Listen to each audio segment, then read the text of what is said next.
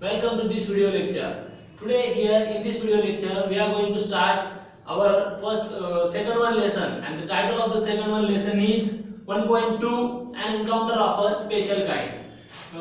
In last lecture we had seen first two paragraphs of this lesson. आपण last lecture मध्ये या lesson मधले पहिले दोन पॅराग्राफ बघितलेले होते. In those two paragraphs there were information about narrator, his father and his living place. He was living in West Bengal, Raniganj district, and his father was in medical professional. He was working in a company, and writer had described about his living place. He was living in a bungalow, and everywhere there was a very green environment around the home of writer. रायटरच्या घराच्या आजूबाजूला सगळीकडे छान green असं environment होतं आणि रायटरने ते describe केलं होतं. आणि in second one paragraph writer had described about puja vacation. So there were vacations and holidays to writer, and he was very busy, and he became very busy to read, or he became engrossed in reading various kinds of magazines and story books. तर तो writer जो होता तो सगळ्या सुट्ट्यामध्ये ते वेगवेगळ्या प्रकारचे हे स्टोरी बुक वाचण्यामध्ये गुंग झालेला होता, मग्न झालेला होता. He was very busy. तर आता आपण पाहत होतो हे सगळं, आणि त्यानंतर third one paragraph we will start now. After a hearty lunch my parents and my sisters lay down for an afternoon nap. Hearty lunch म्हणजे काय, तर मनसोक्त असं दुपारचं जेवण. दुपारचं जेवण केल्याच्या नंतर my father and my parents and my younger sister, माझ्या लहान बहिणी आणि माझे पेरेंट्स हे सगळे काय झाले, झोपले. They lay down for an afternoon nap, दुपारची झोप, आफ्टरनून नॅप, याच्यासाठी ते झोपले. And I settle down with a story book, आणि मी सुद्धा खाली बसलो एक पुस्तक घेऊन, स्टोरी बुक घेऊन मी सुद्धा खाली बसलो. आणि पुन्हा काय सांगतायत, the quiet afternoon presented the perfect backdrop for reading an adventure story. दुपारचं जे क्वाइट आफ्टरनून ॲटमॉस्फिअर होतं, एकदम शांत असं दुपारचं वातावरण, it was a perfect backdrop for reading an adventure story. म्हणजे एक अशी धाडसी साहस कथा वाचायची असेल त्याच्यासाठी कशी शांततेचं वातावरण पाहिजे, तसं एकदम परफेक्ट शांततेचं ते वातावरण काय होतं, मॅच करत होतं त्या स्टोरीला. आणि the silence was occasionally broken by the sound of family snoring and intermittent chirping of house sparrows. तर ती दुपारची जी शांतता होती ती डिस्टर्ब कशाने होत होती, फॅमिली स्नोरिंग. दुपारचे जे घरी झोपलेले होते सगळे त्यांच्या घोरण्याने ती शांतता भंग पावत होती. आणि जे पक्षी होते स्पॅरोज, त्या स्पॅरोजच्या, त्या चिमण्यांच्या चिर्पिंगमुळे, त्यांच्या चिवचिवाटामुळे दुपारची शांतता थोडीशी ब्रेक होत होती. It was occasionally broken by sound of my family snoring and intermittent chirping of sparrows. Intermittent म्हणजे काय, फ्रिक्वेंटली, पुन्हा पुन्हा चिवण्या चिवचिवाट करत होत्या त्याच्यामुळे. आणि the harsh crowing of the crow. Harsh म्हणजे काय, हार्शचा अर्थ इथं कर्कश होतो, तीव्र. And the harsh crowing of a crow, कावळ्याचं ओरडणं. And shrill call for a kite. Shrill म्हणजे सुद्धा कर्कश, मोठ्या आवाजाचा आवाज. कुणाचा, काइटचा, KIT. काइट म्हणजे पतंग नाही, इथं अर्थ घार पक्षी होतो, काइट. तर त्याचं ओरडणं सुद्धा चालू होतं दुपारच्या त्या शांततेमध्ये. And he was flying high above the ground. ती घार जी होती ती जमिनीच्या वरून अशी छान वरतून, खूप उंच वरतून उडत होती. And minutes ticked by. आणि दुपारच्या शांततेमध्ये आणखी काय ब्रेक होत होतं, ती शांतता कशामुळे थोडी थोडी ब्रेक होत होती, तर मिनिट्स टिक बाय, घड्याळाची मिनिट, टाक टाक टाक टाक, काट्याचा आवाज. And I became deeply absorb in the book. आणि हे सगळं वातावरण असताना लेखक काय सांगतो स्वतःबद्दल, I became deeply absorb in the book. म्हणजे मी पुस्तक वाचण्यामध्ये डीपली, खूप गढून गेलो आतमध्ये. आणि अचानक काय झालं बघा, suddenly I heard the group of street dogs barking furiously in the distance. अचानकपणे, सडनली काय ऐकलं, सडनली आय हर्ड, मी ऐकलं एक pack of dogs. Pack of dogs म्हणजे कुत्र्यांचा कळप. काय करतोय, कुत्र्यांचा कळप काय करायला लागलाय, डॉग्स बार्किंग फ्युरियसली, भयानकपणे, रागाने ते कुत्र्यांचा जो कळप आहे तो भुंकू लागलाय. अँड इन द डिस्टन्स, थोड्या काही अंतरावरती हे कुत्र्यांचा कळप मोठा भुंकायला लागलेला आहे असं लेखकाने ऐकलं. And I chose to ignore the commotion. सुरुवातीला हा जो कमोशन आहे, हा जो गोंधळ होता, हा जो नॉईज होता, हा इग्नोर करायचं ठरवलं. I chose to ignore this commotion and thinking that the pack of dogs might have cornered a hapless pig. जणू काही त्या कुत्र्यांच्या एखाद्या कळपाने काय केलं असेल, एखाद्या बिचाऱ्या डुकराला, हॅपलेस म्हणजे काय, संकटात सापडलेला, तर त्या अशा एखाद्या डुकराला पकडला असेल, त्याला त्रास देत असतील हे सगळे, असं वाटून मी सुरुवातीला इग्नोर केलं, असं लेखक म्हणाला. And but soon the barking became louder. पण लवकरच काय झालं, बार्किंग म्हणजे काय, भुंकणे, कुत्र्याचं भुंकणे. तर हे काय झालं, बार्किंग बिकेम लाउडर, मोठ्याने कुत्र्याच्या भुंकण्याचा आवाज येऊ लागला आणि लवकरच हे सगळं वाढायला लागला तो आवाज. And more aggressive and alarm a cawing a flock of crows added to the cacophony. आणि जास्तीत जास्त हा आवाज वाढायला लागला, अग्रेसिव्ह झाला, आणि जास्त अग्रेसिव्ह झाल्यानंतर हा आवाज जास्त वाढल्याच्या नंतर काय झालं, त्याच्यामध्ये आणखी कशाने भर टाकली, तर कावळे जे होते ना, फ्लॉक ऑफ क्राउज म्हणजे कावळ्यांचा थवा त्याच्यात आवाज करू लागला एकदम कर्कशपणाने. आणि त्याच्यामध्ये एक कॉकोफोनी म्हणजे लाऊड हार्श व्हॉइस म्हणजे खूप मोठ्या आवाजात, कर्कश आवाजात कावळे पण कावकाव करायला लागले. आणि कावळ्यांनी एक प्रकारे अलार्म दिला की काहीतरी संकट येणार आहे का काय. And I also heard the disturbance approaching closer. आणि मी आणखी काय ऐकलं, हा जो डिस्टर्बन्स आहे, हा आवाज जो आहे, हे सगळं डिस्टर्ब करणारा आवाज आणखी क्लोज येत चाललेला आहे, हे लेखकाला वाचता वाचता लक्षात यायला लागलं. आणि काय झालं, I closer and curiosity got better of मी.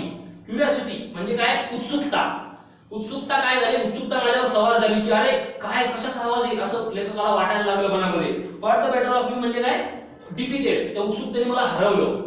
आणि leaving the book aside, I rushed toward the veranda and to see what was going on.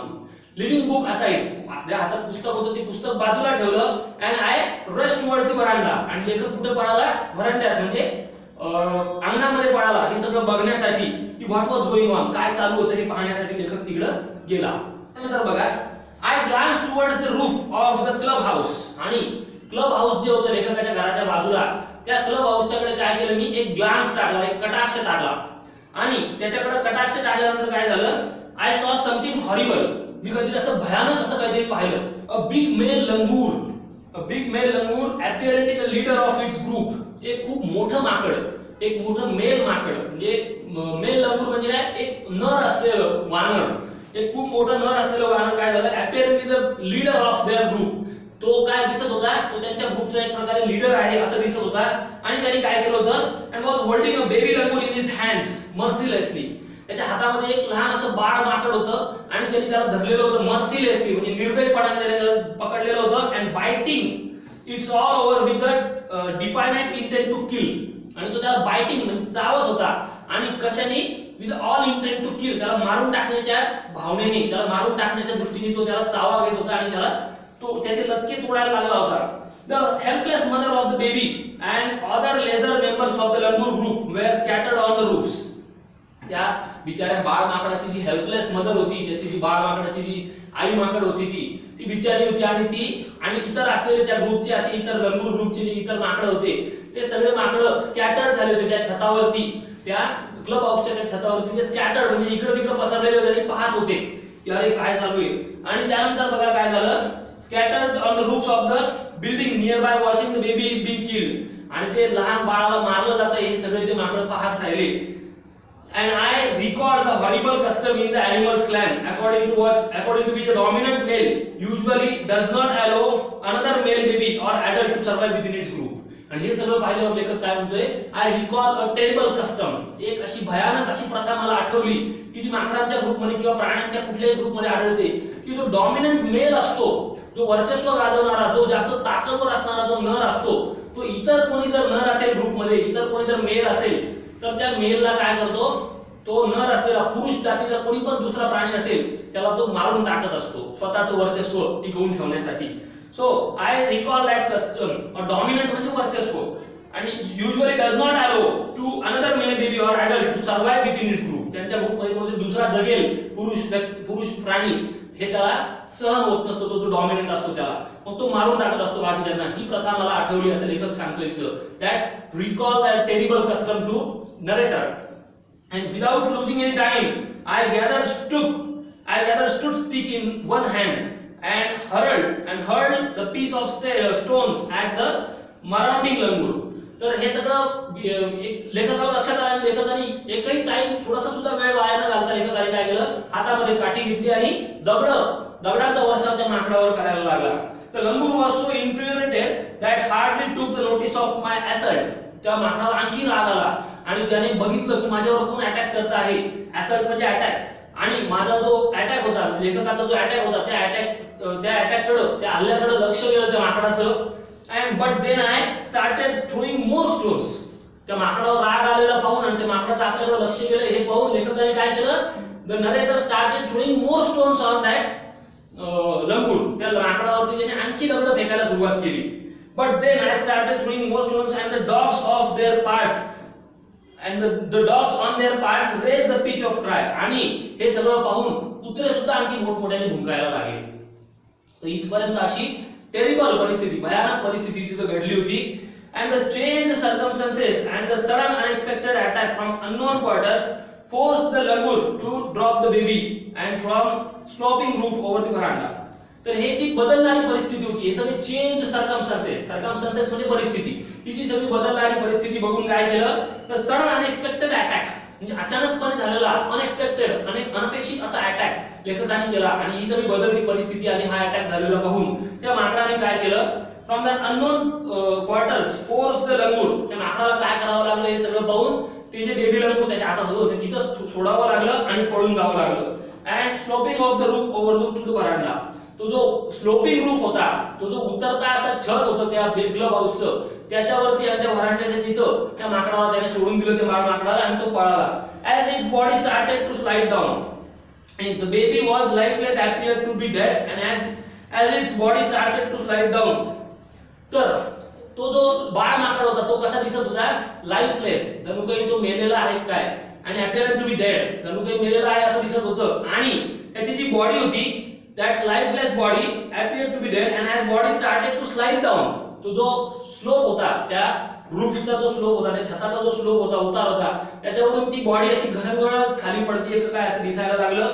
आणि ती घरंगळणारी त्या माकडाची बॉडी खाली पडते हे पाहून, खाली घरंगळत येते हे पाहून काय झालं, the excitement of the pack of dogs manifold the prospect of the good kill and meal. तर त्या सगळ्या कुत्र्यांची एक्साइटमेंट वाढली की आता हे माकड काय होईल, खाली पडेल, and we will kill it and we will get good meal. आपण त्या माकडाला मारून टाकू आणि आपल्याला चांगलं खायला मिळेल त्या माकडाचं मांस, असं कुत्र्यांना वाटलं. आणि कुत्र्यांचा कळप त्या व्हरांड्याच्या तिथं त्या स्लोपच्या खाली जमा झाला. आणि बघा, keeping the dogs at the bay with stick, I manage to catch hold of the baby langurs tail. आणि हे त्या माकडांना बाजूला, माकड तर वाचवायचं होतंच लेखकाला, पण कीपिंग द डॉग असाइड, त्या कुत्र्यांना पण बाजूला करायचं होतं, कारण का माकड खाली पडला असतं तर कुत्र्यांनी मारलं असतं. मग I manage to catch hold of the baby langurs tail. लेखकाने काय ट्राय केला, त्या बाळ माकडाची टेल म्हणजे शेपूट पकडण्याचा ट्राय केला. आणि baby langurs tail and just trip over the edge of the tilted roof. आणि ते झुकलेलं असं जे छत होतं, त्या छतावरून त्याला असं बाहेर आत ओढण्याचा ट्राय केला लेखकाने शेपटी धरून. And baby appeared inert and lifeless. या सगळ्या प्रकारामध्ये ते जे बाळ माकड होतं ते लाईफलेस आणि इनर्ट म्हणजे पूर्णपणे इनॅक्टिव्ह, की त्याला काही हालचाल करत नाहीये तो, आणि लाईफलेस म्हणजे त्याच्याकडे आयुष्यच नाहीये, तो मेलेला आहे असं वाटत होतं. And it was indeed a male baby. आणि खरोखरच ते माकड कोण होतं, एक मेल होतं. मेल म्हणजे काय, पुरुष जातीचं माकड होतं, ते लहान बाळ माकड होतं. By this time, my parents and sisters had come out to the veranda and were witnessing my rescue operation. ह्या वेळेपर्यंत माझे पॅरेंट्स, सिस्टर्स हे सगळे त्या व्हरांड्यामध्ये अंगणामध्ये इथपर्यंत आलेले होते. and they all were watching the rescue operation of the narrator. लेखकाचं सगळं जे बचाव कार्य चालू होतं, हे रेस्क्यू ऑपरेशन चालू होतं, या बचाव कार्याचे साक्षीदार कोण झालेले होते, त्याचे आई आणि वडील आणि पॅरेंट्स सगळे, सिस्टर वगैरे हे सगळे लेखकाचे पाहत होते. And some of the neighbors also had gathered in the distance. आणि काही शेजारी पाजारी सुद्धा काही अंतरावरती येऊन हे सगळं बचाव कार्य लेखकाचं पाहत होते. तर इथपर्यंत आपण पाहिलं. एकदा आता रिवाइज करूया सगळं की कुठपर्यंत कुठून कसं कसं झालेलं आहे. तर आपण पाहिलं की लेखक कुठे राहत होता, पश्चिम बंगालमध्ये. त्या ठिकाणी नंतर लेखकाचं घर होतं, लेखकाचे वडील मेडिकल प्रोफेशन मध्ये होते. त्याच्यानंतर त्याच्या घराचं वर्णन त्यांनी केलेलं आहे. There were so many trees and those all trees were attracting to so many species of the birds.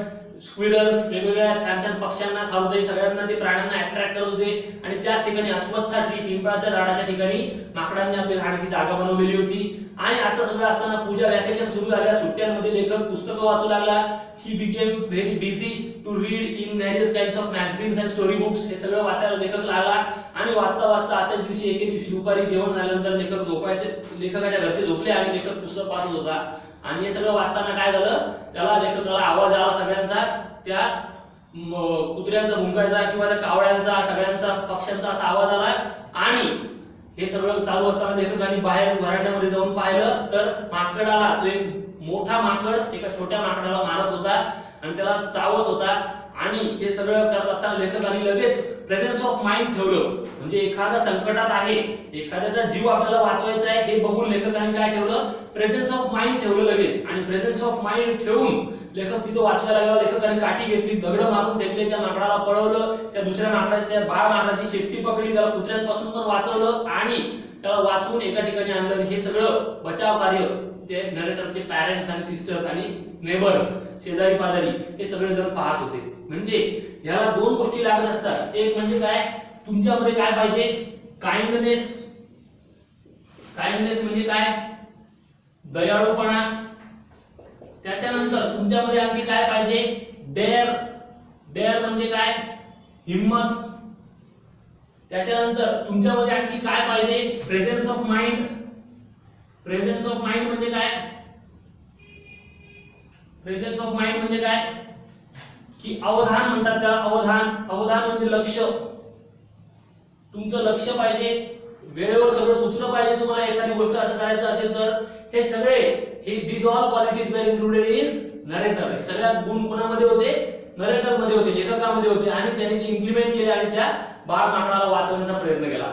आता इथून इथपर्यंत आपण ही स्टोरी पाहिलेली आहे, an encounter of a special kind. इथपर्यंत ते वाचवलं तर खरं, पण नुसतं त्या बाळ माकडाला सोबत ठेवून लेखक काही आणखी करू शकत होता का, नाही. इथून पुढे काय झालं, मग त्या बाळ माकडाची आई पण होती, त्याची आई पण होती आणि त्याच्या आईला नंतर काही काळजी नसेल वाटली का, हे सगळं आपण बघणार आहोत आपल्या नेक्स्ट पार्ट मध्ये. आता इथपर्यंत आपण काही पॅराग्राफ पाहिले आहेत आणि remaining part of the chapter we will see in next video lecture. Today here in this video we will stop this lesson now. आपण इथपर्यंत आता आपण थांबत आहोत. We will continue in the next video lecture. But remember one thing, एक गोष्ट लक्षात ठेवायची आहे, जेवढं झालेलं आहे ते टेक्स्ट बुक मध्ये तुम्ही सगळं व्यवस्थित एकदा रीड करायचं आहे. का, because it is very necessary for passages.